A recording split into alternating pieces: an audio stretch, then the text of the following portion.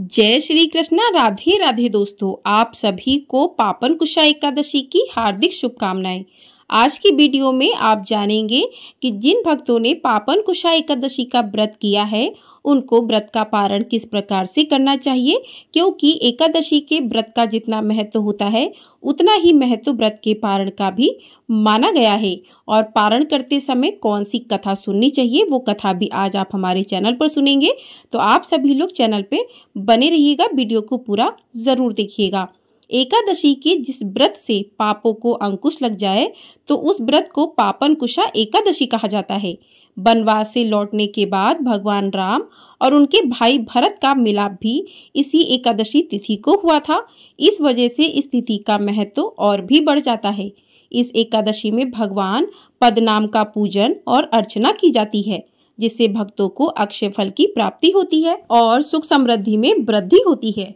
पापन कुशा एकादशी का व्रत करने से जब तप के समान फल की प्राप्ति होती है और 3 पीढ़ियों को पापों से मुक्ति मिल जाती है। मान्यता है कि इस एकादशी का व्रत करने से चंद्रमा के अशुभ प्रभाव से भी मुक्ति मिलती है और सौभाग्य की प्राप्ति होती है। इस दिन व्रत करने वाले व्यक्ति को यमलोक में किसी भी प्रकार की यातनाएं नहीं सहनी पड़ती।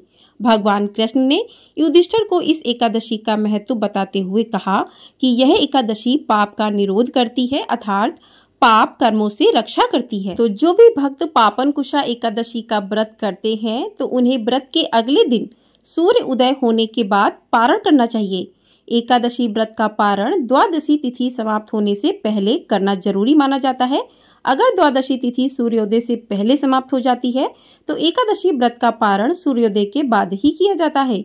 द्वादशी तिथि के भीतर पारण न करना शुभ नहीं माना जाता। एकादशी व्रत का पारण हरिवासर के दौरान भी नहीं करना चाहिए। जो भी विष्णु भक्त व्रत करते हैं उन्हें व्रत तोड़ने से पहले हरिवासर समाप्त होने का इंतजार करना चाहिए। हरिवासर द्वादशी तिथि की पहली 1/4 अवधि मानी जाती है। तो व्रत पारण के लिए सबसे शुभ समय जो है प्रातः काल का होता है। आइए अब जान लेते हैं कि हरिवासर का समय कब समाप्त होगा, पारण का शुभ मुहूर्त क्या रहेगा, सारी जानकारी जानते हैं। तो आप सभी लोग बने रहिएगा। तो इस साल जो है एकादशी तिथि प्रारंभ हुई थी 13 अक्टूबर रविवार सुबह 9:08 से और 14 अक्टूबर सोमवार सुबह 6:41 पर एकादशी तिथि समाप्त हो गई थी। और उसके बाद द्वादशी तिथि जो है 14 अक्टूबर सोमवार सुबह 6:42 से लगी थी और द्वादशी तिथि जो है वो समाप्त होगी 15 अक्टूबर मंगलवार 3:42 पर, यानी कि 3:42 पर सूर्योदय से पहले ही द्वादशी तिथि समाप्त हो जाएगी और उसके बाद त्रयोदशी तिथि लग जाएगी। तो तीनों तिथियां इस बार एकादशी पर एक हो रही हैं, तो इसका फल बहुत ही अधिक मिलता है। तो उदय तिथि के अनुसार जो है पापन कुशा एकादशी का व्रत इस साल भक्तों ने 14 अक्टूबर दिन सोमवार को रखा है। तो जिन्होंने 14 अक्टूबर दिन सोमवार को व्रत रखा है उन्हें 15 अक्टूबर को व्रत का पारण करना चाहिए।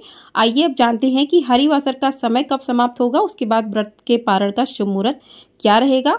तो हरिवासर का समय समाप्त हो जाएगा 14 अक्टूबर को सोमवार सुबह 11:56 पर। तो 14 अक्टूबर को ही हरिवासर का समय समाप्त हो जाएगा।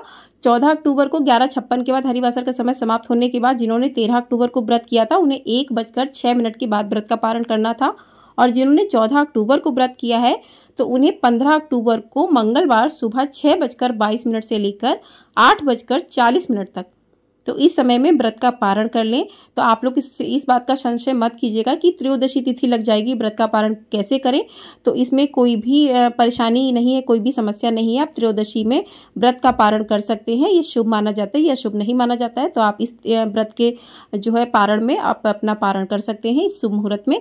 तो व्रत का पारण आपको किस प्रकार से करना चाहिए, तो आपको सूर्योदय से मतलब सुबह जल्दी उठ जाना चाहिए।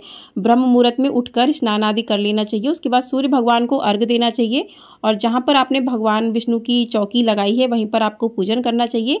आपने जो भी भोग पकवान भगवान के लिए बनाए हैं उसमें तुलसी दल आप अवश्य डालें।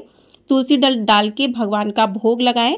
उसके बाद आप उसमें से थोड़ा सा हिस्सा गाय के लिए निकाल लें। आप ब्राह्मणों को दान कर सकते हैं, सूखा अनाज भी दान कर सकते हैं, आप कपड़े का भी दान कर सकते हैं। तो आप अपने अनुसार ब्राह्मणों को दान कर दें। उसके बाद आपको व्रत का पारण करना है और इस दिन जो है आप तुलसी के पास दिया जलाएं, 3 परिक्रमा करें तुलसी की और तुलसी के पास बैठकर तुलसी चालीसा सुन सकते हैं। तुलसी माता की जो व्रत पारण के समय कथा सुनी जाती है उसको सुन सकते हैं। और उसके बाद जो है आपको अपने व्रत का पारण करना चाहिए। तो आइए तुलसी माता की कथा सुनते हैं। तो एक बुढ़िया माई थी, तुलसी जी को सींचती और कहती कि हे तुलसी माता, सत की दाता, मैं तेरा बिडला सींचती हूँ।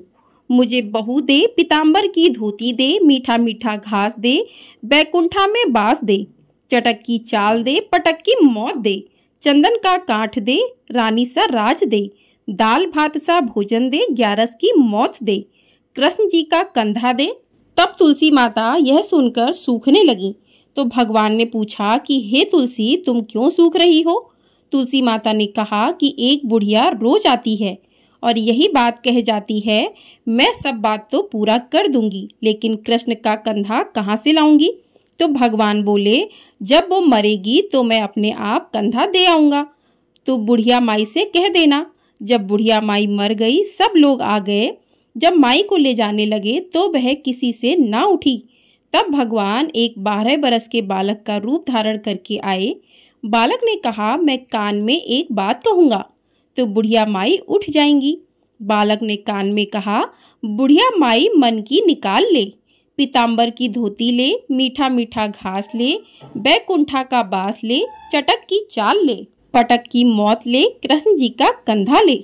यह सुनकर बुढ़िया माई हल्की हो गई।